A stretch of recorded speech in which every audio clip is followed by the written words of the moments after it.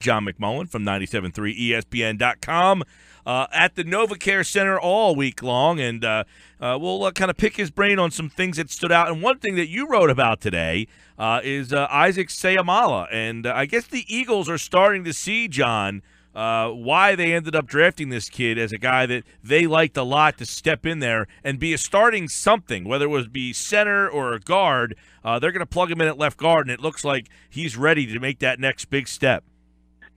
Yeah, real quick correction, though. We were only allowed in there on Tuesday, so we only had 1 day of access, and we'll have 1 day of access next week as well, and then 2 days of access and then is mandatory minicamp. So that's how kind of the off-season schedule goes. But, yeah, Isaac Seumalo, when you talk about him, you know, last year at this time, the Eagles were talking him up as a potential starter at left guard. And obviously he was coming out of the draft. And he's one of those West Coast guys. He was one of the Pac-12 guys. And he suffered from the same kind of rule that is hampering Elijah Qualls this year. And it would have been hampering Sidney Jones if he was healthy and ready to go, because they have that goofy quarter system. And that means the guys can't be here for OTAs. So basically, rookies from the Pac-12 and schools that do that, they come in for rookie camp, and then they're not seen again till training camp. And that really puts you behind the eight ball when you're a rookie and you're trying to get on the field immediately.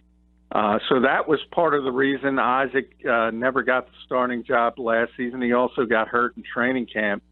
But as the season went on, all of a sudden he was that jack of all trades when the injuries started to pop up. He started a game at left guard. He started 2 games at right guard. He started at right tackle against Baltimore. And the Eagles are really, really high on him and think he's going to be a very good player in this league. John, I know a lot of people look at the Eagles' offensive line. You got Peters, aging on one side. Kelsey has been maligned as such. But as a unit, how do you see this team? Is this one of the strengths of the offense? Yeah, it is. You can pick apart the offensive line. But again, I think if you look around the rest of the league, you have to do it comparatively. Are they Dallas? No. Are they Oakland? No. But this is probably a top 10 offensive line throughout the league. And a lot of teams have issues up front. And the Eagles are pretty good, especially when Lane Johnson is there, who's one of the best 2 or 3 right tackles in football. Jason Peters played at a very high level, despite the false starts that everyone pulls their hair out over. Brandon Brooks played well. When he was on the field, he had those anxiety issues that took him out of a game, took him out of 2 games. And Kelsey, it's sort of the last 2 years, he's followed the same theme. He started very slowly, and as the season wore on, he got better and better. He's still not the player he was. There's no question about that. But as a whole, when you look and compare to the rest of the league, it's a pretty good offensive line. John McMullen with us. John, you mentioned Lane Johnson. How does he look? Because he did miss time with that suspension, but any difference in his appearance, anything? What does he do for the team? Because they were so much better, I thought, with him on the field last year. How does he add value to the Eagles when he's on the field, and does he look any different? Well, he's as big as he's ever been. So he told us he weighed at 325. So he's been able to keep the weight on, and I know people are going to speculate about that, but he's obviously a good-sized guy. And as you know, he's one of the best players on this team. There's no way around it. It's not a sexy position, right tackle, but anytime, as I said, you're talking about one of the 2 or 3 best right tackles in football. And anytime you have a player at any position who's that good and is all pro caliber, basically, you're going to be better when he's on the field. And you could see the difference with the Eagles with Lane Johnson as opposed to without him. Yeah, 325. That's a big dude, right? I mean, that's he was a guy that all muscle. Well, he was an athlete. Well, people looked at him as kind of an athletic guy, right? Yeah, he's very athletic for his size. He went to Oklahoma as a quarterback originally. He's 6'6". He's tremendously athletic, as I said, for his size, and he slowly grew into that body. Obviously, at his height, he's got a lot of frame to work with, a lot of length. So he's a guy at 320 or thereabouts that doesn't, he's not looking sloppy by any stretch of the imagination, and just because he's that big. And ultimately, the plan is still for him to switch over to left tackle once Jason Peters is finished. And because Jason skipped OTAs this week and Alan Barber was injured with a calf problem, it was Lane Johnson at left tackle with the first team. So they're still moving ahead with that plan and sort of giving Lane Johnson some reps on the left side every chance they can get, because when it does come and inevitably he has to move over there, you want him to be ready. Talking with John McMullen, 97.3 ESPN.com. Eagles OTAs wrap up today. And always one of the things when the OTAs get underway, it's the rookies, right? These are the guys you want to talk about. And Derek Barnett, I'm interested to see Derek Barnett kind of for his first couple of days as a professional and being around other guys. Is he, you always like to say he fits the suit, I mean, does he look like a guy who size-wise and just, bouncing around these guys, does he seem like a guy who fits the room? Well, I think he's not there yet. If you look at guys who are prototypes for their position size-wise, you start with Rasul Douglas and Mac Hollins. Those are the guys who kind of fit the suit.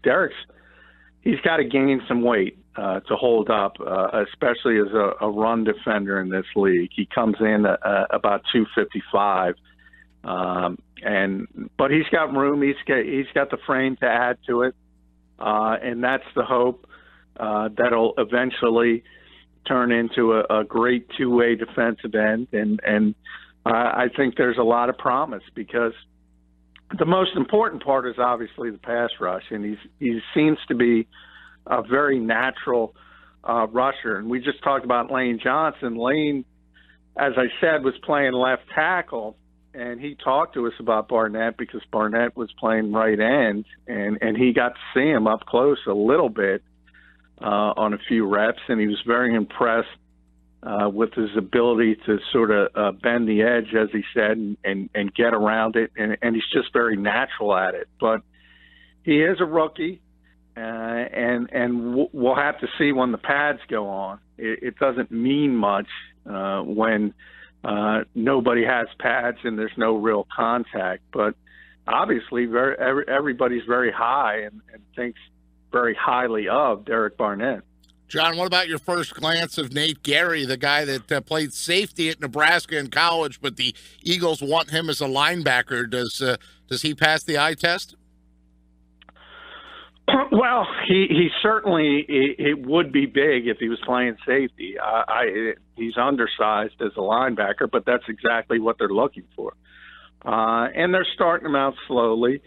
He was on the third team, but and it's not just the Eagles. It's sort of a league-wide mentality of you're looking for this player for what's called the big nickel defense, and the fact you want a hybrid. It's best, Deion Buchanan in Arizona, Mark Barron with the Los Angeles Rams, players like that. Sua Cravens, the Redskins drafted to be that kind of player, sort of a hybrid safety linebacker who can cover and who could also hit.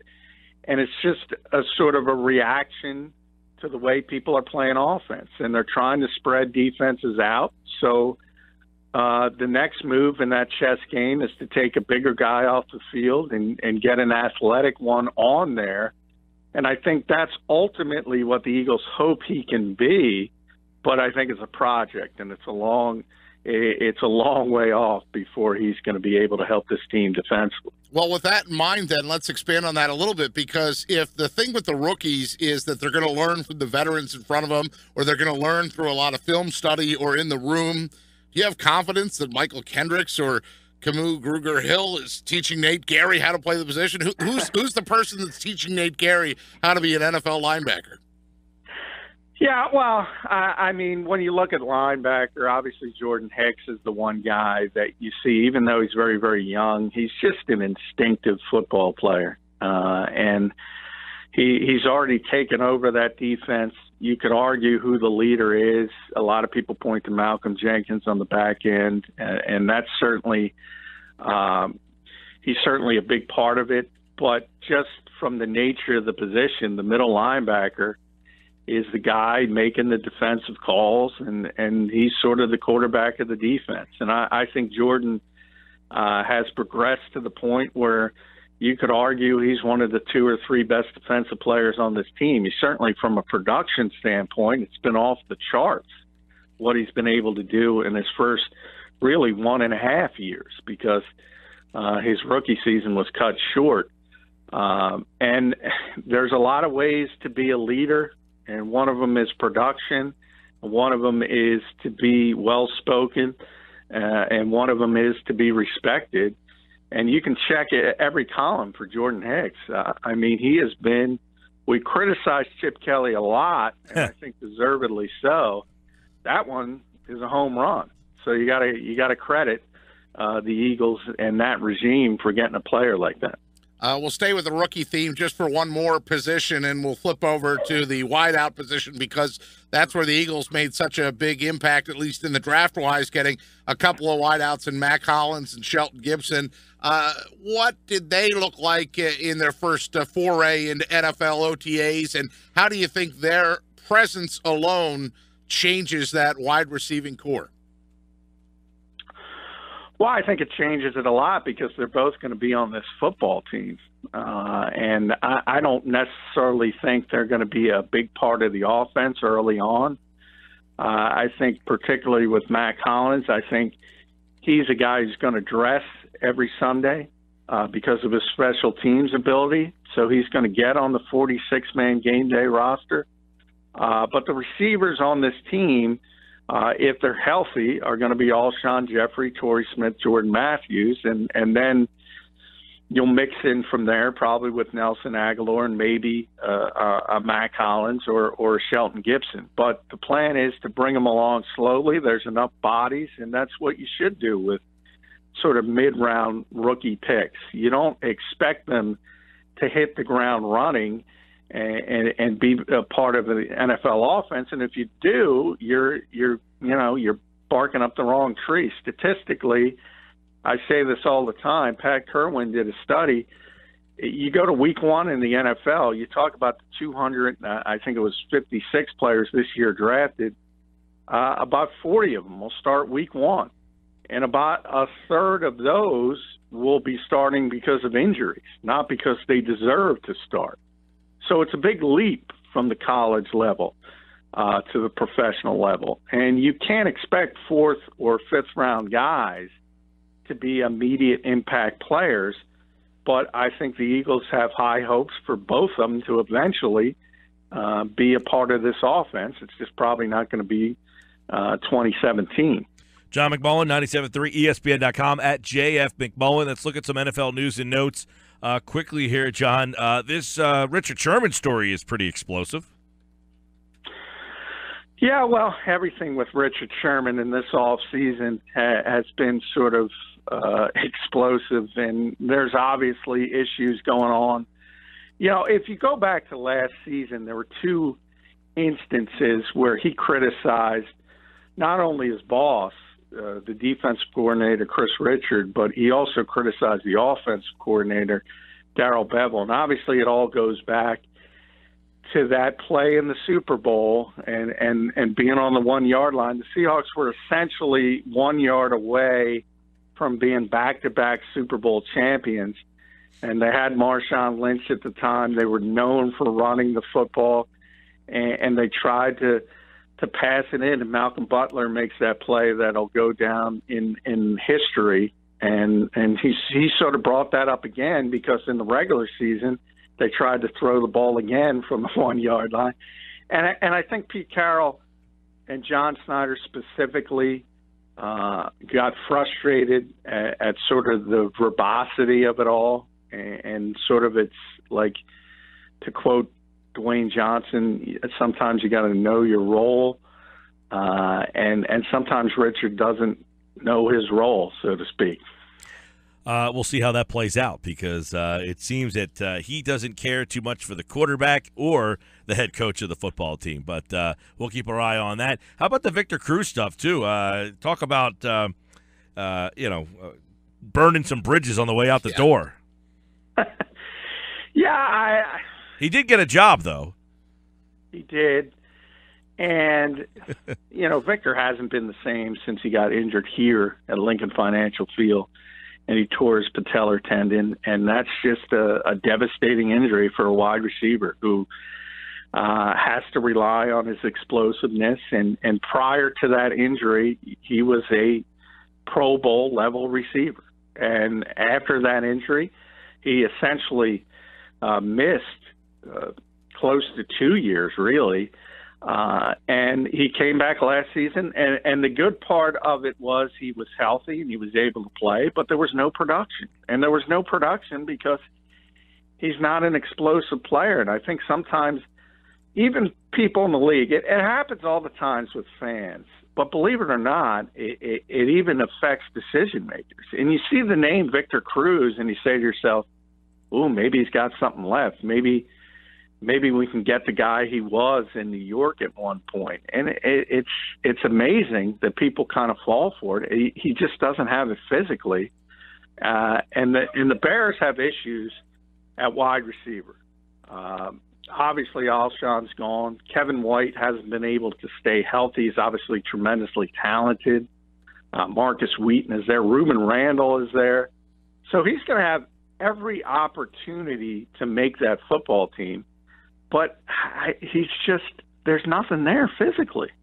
It's a shame, sad story there for Victor Cruz, who was a great story at one point, and now, unfortunately, the injuries have robbed him of what was a fun career to kind of keep track of. John McMullen, 97.3 ESPN.com. Check out his piece on Isaac Seumalo and how he is coming along famously for the Philadelphia Eagles. Looks like he's going to be their starting left guard, and a lot more on NFL news and notes here on the Sports Bash. Of course, check out everything on Eagles Camp at 97.3 ESPN.com.